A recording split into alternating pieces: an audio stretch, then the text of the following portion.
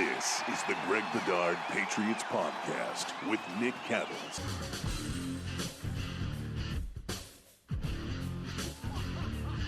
He's Greg, I'm Nick. It's the Greg Bedard Patriots Podcast with Nick Cattles, and this episode is brought to you by our friends at FanDuel, the exclusive wagering partner of the CLNS Media Network. Sign up now at FanDuel.com/Boston and claim your $200 bonus. Before we get into all the draft stuff, Greg, let's hit some headlines. First of all, you had a little bit of a health issue over the weekend. I did. I figured this would be the best place to address it, and not to get into the nitty gritty or anything, but a little bit of a scary situation during the Bruins game on Friday night. After the first period, I got up from the couch. I had just taken a drink of something, and I had the sensation that it went down the wrong pipe. But I was like, whatever, it'll pass in a second. And next thing I know, I was face down on the floor with my wife and kids looking very concerned, blood pouring out of my nose. Long story short, went through the whole thing, ambulance, couple different hospitals, things like that. But at the end of the day, after a couple of days in the hospital, which I wasn't crazy about, at the end of the day, I checked out 100%. They checked everything, blood work, heart, x-rays, everything. And at the end of the day, the working theory is that, I don't know if you've ever heard of this, Nick, but they called it a vasovagal response, which is basically, and you get this a lot with people who see the sight of blood and they just faint. And basically what happened is what was going on after I drank that, like my body didn't know how to process it. So it basically just shut down. Like the heart, my blood pressure dropped. And I basically fainted, passed out. Luckily, I didn't suffer any real damage. You should have seen my face a couple days ago because basically I had a huge rug burn. It was I was even better looking or worse looking than I normally am. And a little something with my neck, but nothing. But the bottom line is nothing serious. I mean, it's taken me a little bit longer to get up to speed. So I will say, and I apologize for everybody, and especially the BSJ members, I'm behind on draft stuff because a lot of the stuff I do, starting this weekend, I catch up on a bunch of stuff and I just got set back. But luckily we have Kevin Field, who I will be talking nitty gritty draft stuff tonight for a pod tomorrow on draft day. So luckily Kevin's been knocking it out of the park with draft coverage and a lot of the stuff that I would do. He knows what the Patriots are looking for. But look, bottom line is there's nothing wrong with me. Unfortunately for some of you, I'm not going anywhere anytime soon. In fact, my heart is doing really well. And so everything checked out. It was just a weird episode that did not signify that I have anything long-term wrong with me. In fact, I'm extremely healthy. My goodness, my guy. I'm glad it's all right. And now I apologize for the email I sent to you yesterday because I feel it was terrible. No, it's fine. It's fine. I was back home on Sunday afternoon and I've been working and, just getting back up to speed. Sometimes with my neck, sometimes I overdo it a little bit. Last night was kind of rough. I just have to realize that my body's still recuperating a little bit, but no, it's all good. And a lot of the stuff that, you talked about, we'll talk about, in due time, as we sort of formulate what's next for BSJ and things like that, and we're hoping that Nick's a part of that and even more than he is now, certainly. So we'll deal with that in all due time, and it's all good. All right, let's get to some football. Gladly, again, you're okay. Everything checked out well. Good to know that the ticker is ticking as it should. Aaron Rodgers is officially a New York Jet. Finally, the predictable, inevitable outcome. Greg, to you, how much does that change things, especially in the AFC East? Well, I mean, look, we knew this was going to happen at some point. And, even though I don't think we've fully addressed it, I think it changes a lot. But the bottom line is it comes down to Aaron, and people know I'm familiar with Aaron. I covered him very early in his career. We've kept in touch. Including we had a nice conversation at Lambeau Field last season when the Patriots were there.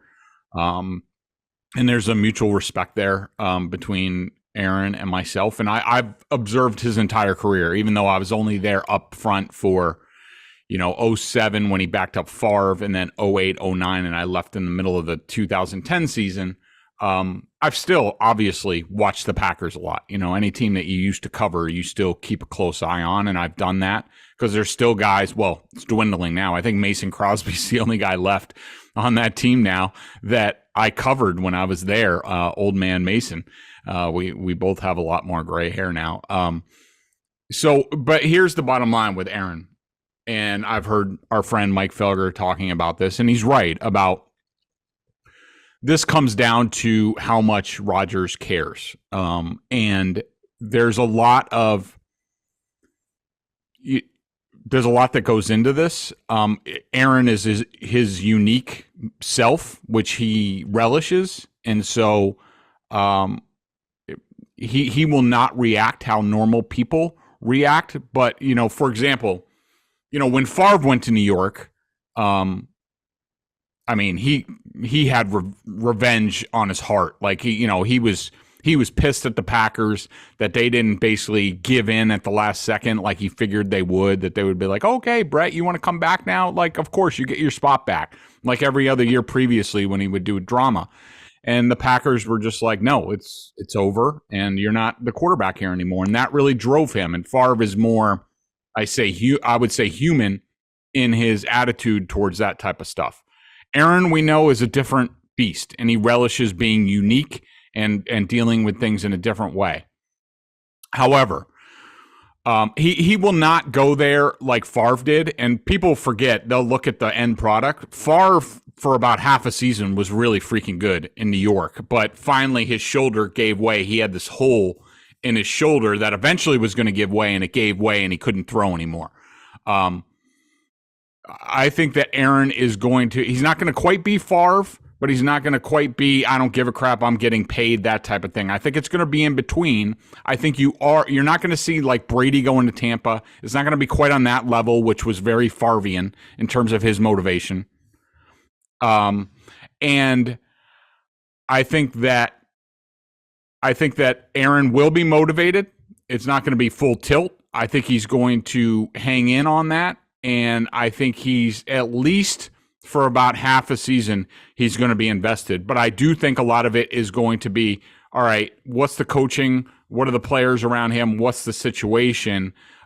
So I don't think it's 100% that he's going to go there and deliver and be really good and be better than he was in Green Bay. I do think he's going to be better than he was in Green Bay.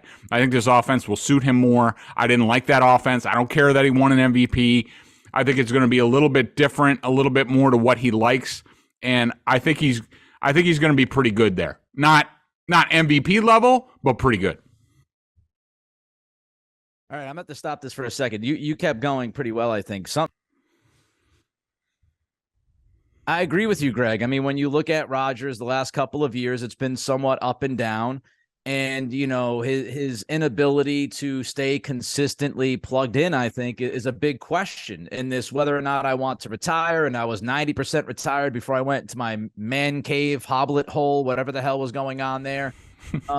We don't really know how engaged he is. Like it's either or, right? Like you could see Rodgers be that motivated guy with the chip on his shoulder and play some really good football this year. Or is he kind of just wandering through the world and not totally plugged in? If he's totally plugged in, I think it's at least a 4-win difference for the Jets, if not bigger. I mean, they could be 11, 12-win team with that defense if he plays well. So pretty big change. As far as the division, I see people saying that the Patriots are now doormats. I see Mike Florio saying that they're the worst team on paper in the division. How do you feel with the Patriots stack up now that we do have Rodgers with the Jets? I would say right now with just a snapshot, and of course we're going into the draft and things might change a little bit with the draft, but I think when you look at it, I do think the Patriots are the worst team in the division right now on paper, but we all know that football's not played on paper and a lot of things will change, and I do think things will change.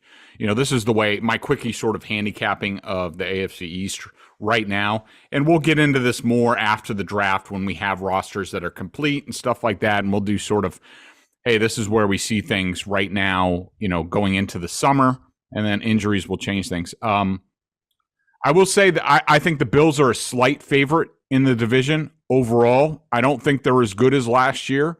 I think we're getting a little bit into the Buffalo Bills of the 90s territory of them sort of doing the same thing every year, and you just think, well, it's gonna come. It's gonna come for them. They're gonna break through. They're gonna get that Super Bowl title. I mean, this team. Maybe I'm wrong. Have they even been? I don't think. Have they been to an AFC Championship game? I don't think they have. I think they've come up short. I could be wrong on that.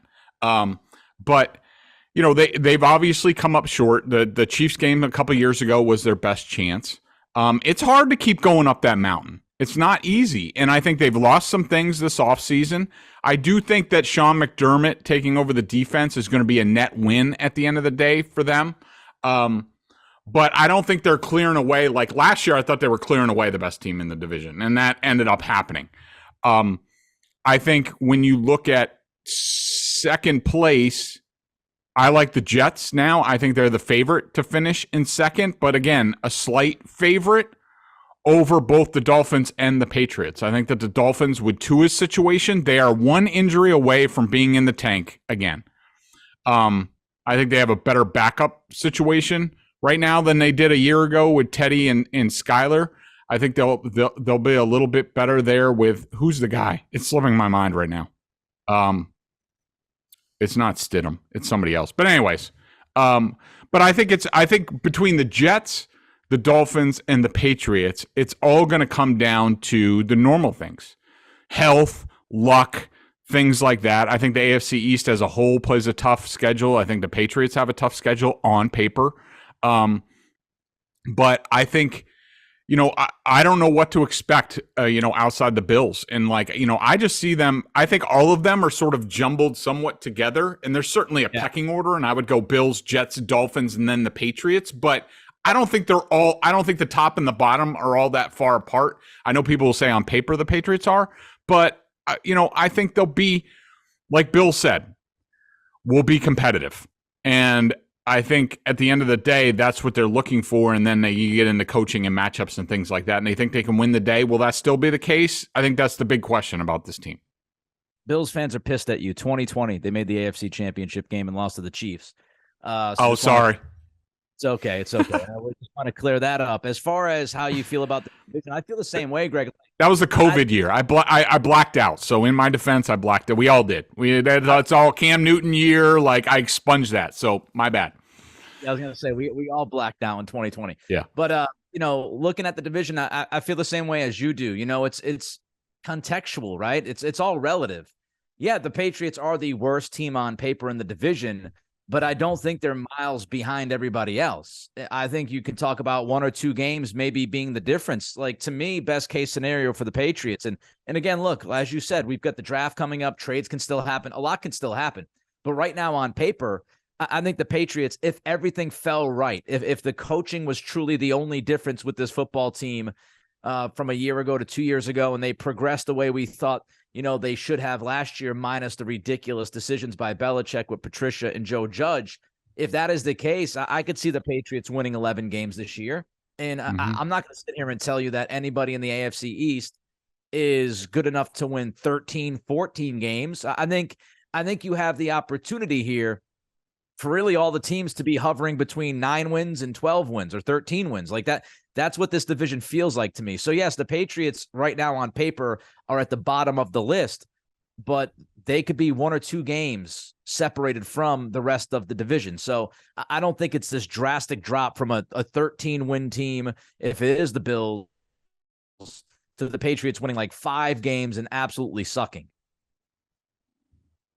Yeah, I mean, I agree with you. I think that when we talk about like and first of all, look what the Patriots have done this year, which I talked about last week. And again, Nick wanted to be on the pod.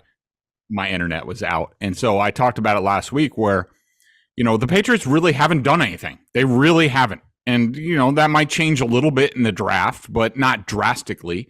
But, a little bit upgrades here. And that tells you that Bill Belichick looks at his roster, his defense, his special teams, his offense, pending what, if anything, they do at quarterback.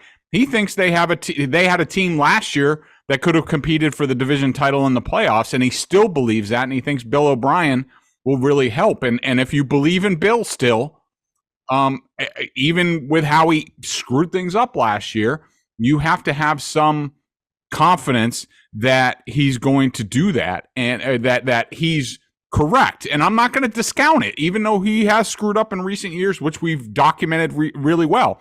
He's still freaking smart, and we'll see if that's true. But in terms of me, how I think the best case scenario for the Patriots is that the Bills regress on defense, which allows you to score a little bit more. That Aaron Rodgers doesn't deal with the media bubble in New York, which is, trust me, I've worked in sort of both places, not really New York, but around New York. I've been around enough. I went to Rutgers.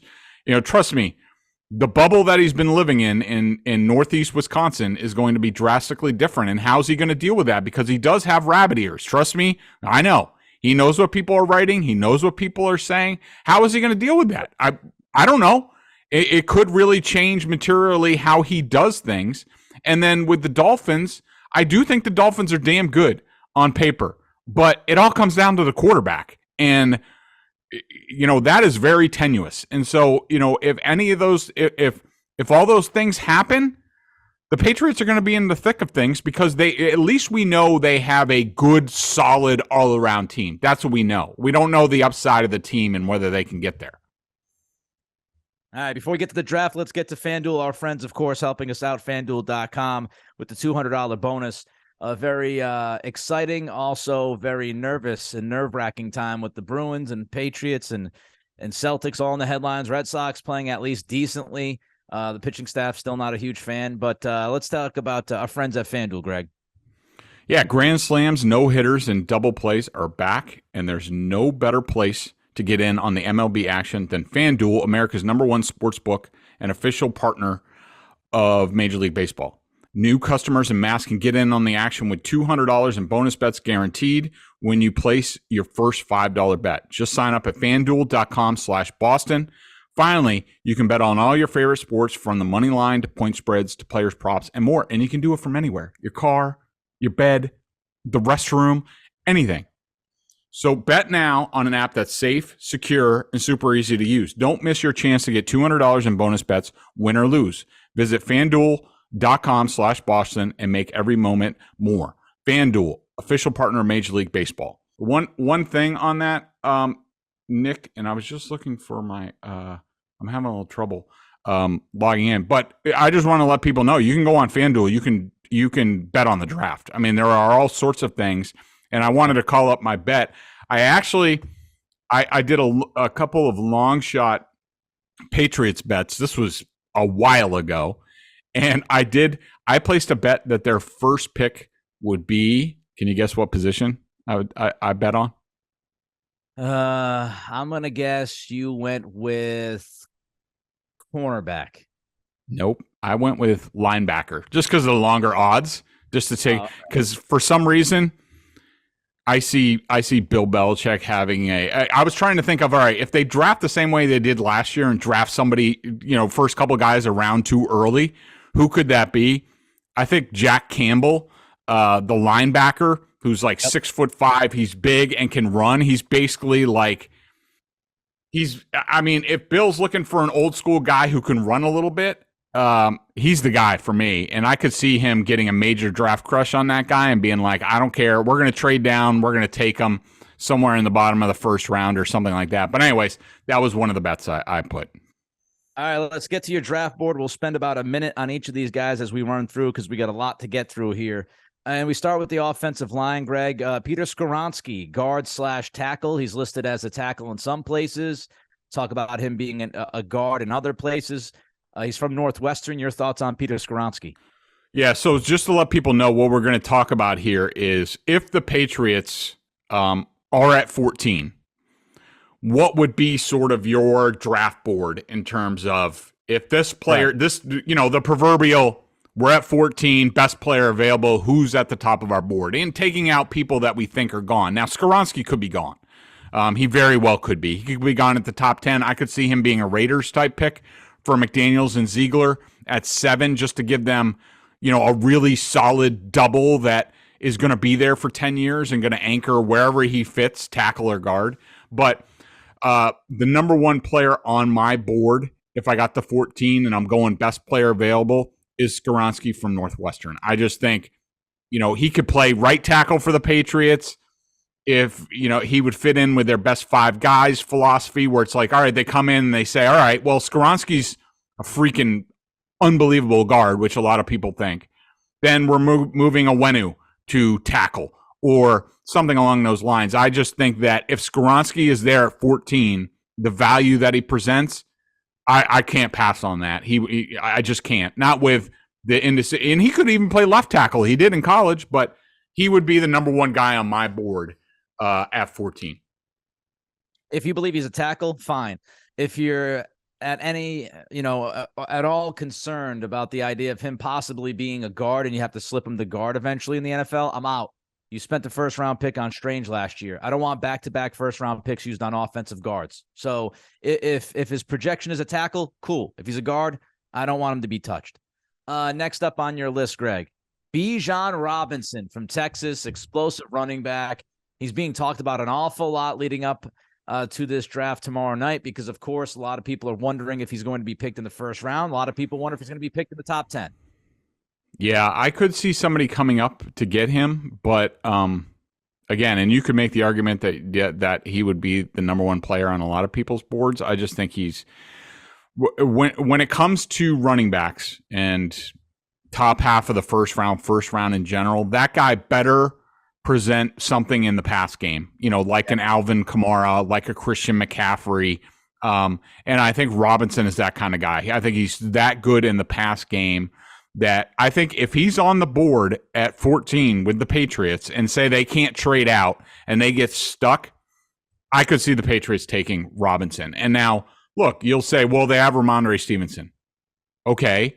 We don't know what they have behind him, but also, the way the Patriots draft, at 14, they need somebody that they know is a no-doubt day one starter. That's sort of their grading system. I think that Robinson is that guy. I think that they would bring him in. They would see how it goes. And then if he is the guy and he's healthy and they think he's the guy that they drafted him to be, then I think with Ramondre Stevenson with 2 years left on his rookie deal, I think he becomes a trade chip. Now, people will say, well, why don't you keep them? Oh, I mean, look, you can't have everything. And, if Robinson is the 14th overall pick and you had him graded 7th in the draft, like, he's the guy. And you can play it by ear, but he would be the guy for me. I don't like drafting running backs in the first round, but I'm absolutely fine with drafting weapons in the first round. And to me, Bijan Robinson, it's all about how you are going to utilize him. If you see him as a weapon, like Greg's talking about, a pass catcher, a guy that's going to be able to play in the slot, which he has done from time to time. He's even detached himself from the backfield and the line of scrimmage from time to time as a receiver. He receives out of the backfield. He is the ultimate weapon with just explosive ability. If Bill O'Brien sees him as more than a running back, just sees him as a weapon, and we can use him in the passing game, then I can buy into it because he is that talented. Let's jump to offensive tackle, Paris Johnson from the Ohio State University. Yeah, I just think Paris Johnson, he's incredible off the field. Like, great kid, great intangibles, loves football, all that stuff. On the field, definitely has some stuff to work on, but in terms of my tackle rankings of guys who are definitely tackles, Skoronski's, a guard/tackle. Paris Johnson's at the top of my list. He's got a chance. He's got a very good chance to be a franchise left tackle. He's at least a really good right tackle. So if he's there, he's near the top of my list in terms of I'd be okay at 14 not trading out and taking Paris Johnson because all of a sudden you've solidified the future of your offensive line, especially the important tackle positions. Needs a little bit more power to his game. He's a raw kind of guy. Obviously playing at Ohio State, he's had some really good competition in the Big Ten. I would wonder, you're really potential heavy on the left side. And if you hit on those projections, fantastic. If you've got Cole Strange and Paris Johnson, and they both hit their ceiling, then you have a dominant left side of the line. If not, you might have some issues. Cornerback. Who's on your list? It's Devin Witherspoon. Yeah, he's really the only guy that I would consider at 14. He's a little bit undersized, and I actually looked at this. He's pretty much the same size as Darrelle Revis when Revis came out of Pittsburgh. Now, Revis was 20 pounds heavier and a little bit quicker, but I just love the mentality of this guy, and he tackles like a Mack truck. He thinks he's 6'3" and 250 pounds. You worry about a little bit of wear and tear, the shoulders, things like that. Like if he continues to hit at the pro level like that, but played for Brett Bielema at Illinois. We all know about Bill and his connect. I wouldn't be surprised if the Patriots drafted 3 or 4 guys out of Illinois this year just because of the Bielema. And they do have some good players, some safeties and things like that. But to me, if the rest of those guys are gone and Devin Witherspoon happens to be on the board, I think he's going to be gone by then. He has a good chance to go to the Lions. I think he would fit in with Dan Campbell's mentality, and they need all the help they can get at cornerback and defense. But if for some reason the Lions take somebody else, the Raiders could go with Witherspoon as well. They need help there. I just think Witherspoon, he'd be the only guy that I'd be comfortable with at cornerback in the first round at 14. Yeah, I was going to mention the Raiders. I would imagine that they're looking at corner. Well, they might have to choose between Gonzalez and Witherspoon at 7 if they're both there. We'll see how that all unfolds. I agree with you about the player. He plays hard. He's physical. He's not the biggest dude in the world, but he's a really good fit, and he plays the way Bill likes his corners to play. Another tackle on the board for you, Greg, here, Broderick Jones from Georgia. Yeah, I think he's, he has all the tools. Like you said with Paris Johnson, Broderick is probably a little bit more raw than Paris Johnson, but you know how Bill loves Georgia guys, high level of play. He has all the tools, decent makeup, not ideal, but less of a projection as some of the other guys further down the list. But if Broderick Jones is there, I think he's a day one starter at right tackle, has a chance to play left tackle, and at 14, I'd be happy with that. All right, let's get to some skill positions quickly here. Wide receiver, just your thoughts on Jackson Smith and Jigba. Okay, so in general, that's it. Those 5 guys are the only guys that I would take at 14. This is my trade down line. Anything below here, I'm not comfortable taking at 14. I would rather trade down and go next on my list. But just to tick it off real quick, this is my descending list from here. Lucas Van Ness, the defensive end from Iowa, just because, he's 6'5", 260 pounds. He sort of would play the Dietrich Wise role in this defense where he can do a lot of different things, play 3-4N, stand up. Don't know about Josh Uche and Anthony Jennings, going forward. Matthew Judon's not getting younger. I don't love Van Ness. I have a lot of AJ Epineza vibes. He hasn't done much with the Bills. So I worry about a little bit with those Iowa guys. Darnell Wright, the tackle from Tennessee, has some really good tape, shut out Will Anderson, but then he has a lot of crappy tape. He is very up and down. I worry about his motor. Next, Christian Gonzalez from Oregon. Better profile physically than, even Devin Witherspoon, but I just don't know if he has the instinct. He's almost sort of like a cornerback in a lab, but can he play? After that, I am going to the wide receivers. Jackson Smith-Njigba would be my top wide receiver, followed by Zay Flowers. I'd be happy with either of those guys a little bit lower in the first round, say in the 20s. I'd love to get one of those guys. I think they're difference makers and will be really good players in this system. And then I go to the quarterbacks after that with Anthony Richardson over Will Levis. Richardson needs time. He needs to sit for a couple years. He'd be the perfect guy if you can get him bottom of the first, if you trade down, to sit and learn behind Mac Jones. And if Mac doesn't pan out, then it's Richardson's time in 2 years. Levis, I'm not a big fan. He has all the tools. I'm sorry. I don't like a quarterback that takes a lot of selfies in the mirror looking at his body, is bulked up. I mean, just look at the Patriots. Look at Tom Brady and Mac Jones and Will Levis. Yeah. One of these guys doesn't belong. And I just can't see Bill. I know there's a lot of smoke, and I wanted to get your opinion on some of the stuff, the top 30 visit, but I just can't see Will Levis being a Bill Belichick guy. I just can't.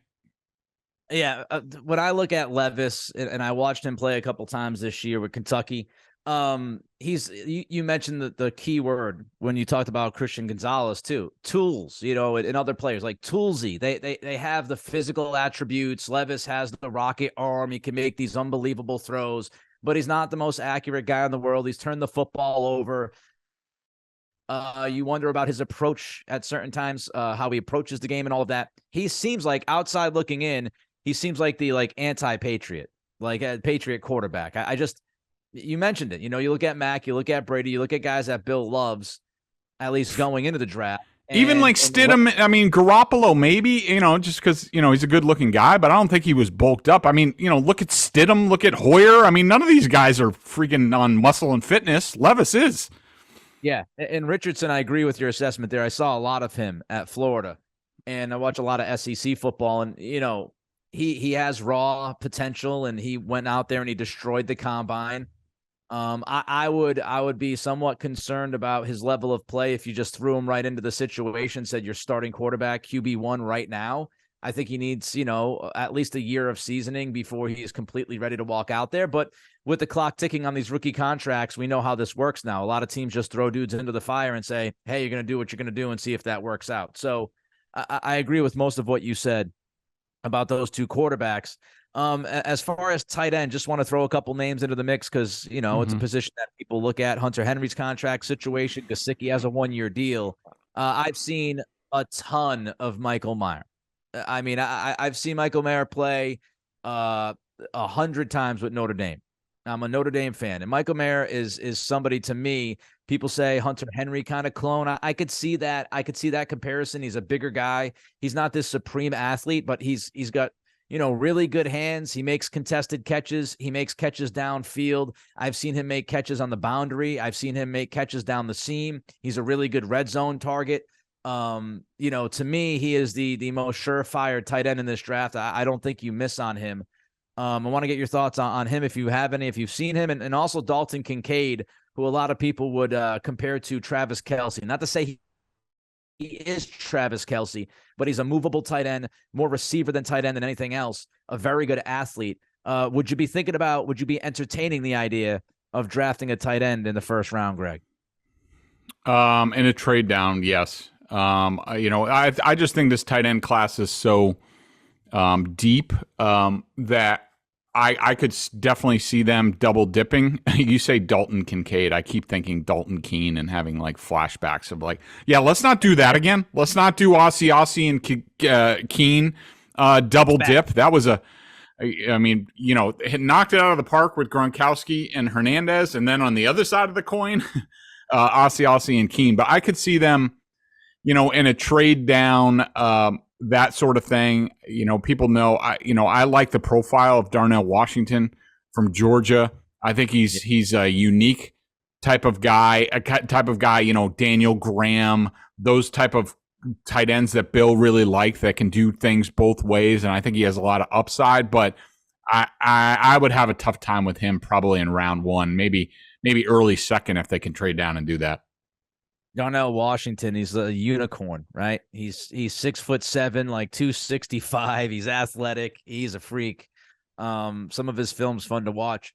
All right, so just before we get to the BSJ member question of the day, just want to run through a couple thoughts here. To me, the needs, cornerback, you're going into this with Jack Jones and Jonathan Jones. I think that's your number one need. I don't want them to reach, but I think that's need number one. Offensive tackle. If you read a lot and you watch a lot on this draft, people will tell you that this is not the best tackle class. And, because of the thin class and because of them having Anderson and Reif now on the roster, I'm not so sold that they're going to go early with a tackle unless somebody falls to them that they think is can't miss. And also wide receiver and edge. I think edge is kind of a sneaky one. Uche's contract, Shootout's contract in a couple of years. Would not be surprised if they go out there and get an edge in this draft. Me, when I look at this plan, to me, if Witherspoon is there, if Paris Johnson is there, if Jackson Smith and Jigba is there, maybe Christian Gonzalez, I wouldn't have any issue drafting those guys at 14. If those guys are not there, I think this is such a perfect draft. And we've said this a lot, but I really think that this draft, if you read about it, if you listen, if you watched college football this year, this draft is there's really not much difference once you get past the top like 7 or 8 guys. And so the question is, how many quarterbacks are going to be drafted in the top 10? How many guys will then fall to the Patriots at 14? And will they have a chance to draft a guy like Paris Johnson, who people are saying might go to Arizona at 3? Will they have a chance to draft somebody like, Jackson Smith and Jigba, who, the latest on him is that the Jets love him. And that's one of the reasons why they swapped picks with Green Bay, because they want a shot at Smith and Jigba at 13. Will one of those guys fall? If one of those guys don't fall to the Pats at 14, I think it is the perfect year to slide down once, if not twice, fall down to that 20 to 23 range, 24 range, draft a guy who is going to, be good for you and has a chance to start day one for you, and accumulate some picks. And, you can play around with those picks later, Greg. And if you need to trade up in round 2 to draft a Darnell Washington, or to draft a Josh Downs, or to draft, one of the offensive linemen that you might like, I think that's kind of the perfect plan. Wait to see if one of those guys drop to you. If not, move down and then try to move up either back into the late first round or towards more the top of the second round. Yeah, I completely agree with you. I think the Patriots, where they are, they just need, good football players. They need to keep building on that level of young talent that they've seen to start to accumulate the last 2 drafts, and they just need to continue that and, hit on cornerback and tight end are 2 of the positions that are really deep in this draft. I think, even like you said, tackle's not great, but, maybe an interior guy, because Onwenu's going into, I think, a contract year himself. I just think, I think the sweet spot of this draft is from about 24 to like 100. And I'd be okay with the Patriots getting more picks there and going by their board. Totally agree. Shocker. We agree on something on this podcast. Let's get to the BSJ member question of the day, Greg, if you got one. Yeah. Well, just in general, a lot of people, I guess, will just address, Matt Patricia ending up with the Eagles as a senior defensive assistant. Of course, I find it very ironic and somewhat comical that that he went to the team that his defensive game plan helped give them their first Super Bowl title ever with that performance in 52. But in general, look, I do think this is probably a favor. Probably more on the Kraft level, because they're close with Jeffrey Lurie, and we heard about the way Robert talked about Matt Patricia and how he thought he felt bad about what happened last year, and he was right to say that. I think that they found him a landing spot. I think it's good for Matt. I wish more people with the Patriots would do that. I wish they would come here, try to get a baseline of working with Bill, and then go someplace else and work, because I think it would make them really well-rounded and sort of, open. I think we've seen a lot of their weaknesses when they go other places is the perception and how they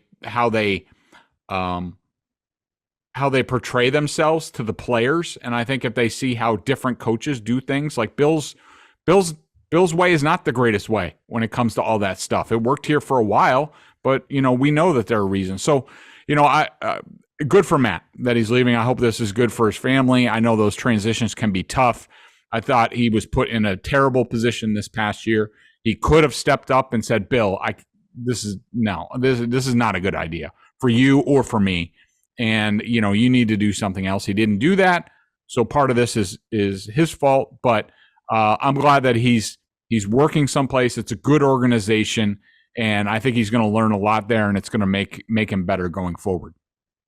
What's fascinating about Patricia is, the two major beefs that Patriots fans will have about him is the Super Bowl going against the Eagles, that game, and also what happened last year. And I just find it fascinating that Bill Belichick played a vital role in both of those things. If Bill Belichick, and I'm not saying he wasn't justified, or because I don't know what actually really happened here, but if Malcolm Butler's playing in that Super Bowl, things might have changed. Bill's call to sit Butler, that's what happens. And then last year, Bill's call to put Patricia, in charge of an offense when he was obviously not ready for that. So a couple of Belichick decisions really, really strongly impacting Matt Patricia in an adverse way for Patriots fans. So I am going to take the leave of absence here during the draft tomorrow, but Greg will be back with a draft podcast, get into the nitty gritty with Kevin Field. Want to remind you that the Greg Bedard Patriots Podcast with Nick Cattles is brought to you by our friends at FanDuel, exclusive wagering partner of the CLNS Media Network. Sign up now at FanDuel.com/Boston and claim your $200 bonus. And then Greg and I, the plan right now is to be back on Friday to react. What in the hell did Bill Belichick do on Thursday night? What did the Patriots do in the first round? We'll react to it. All that coming up for you. Be good, be healthy, and be well.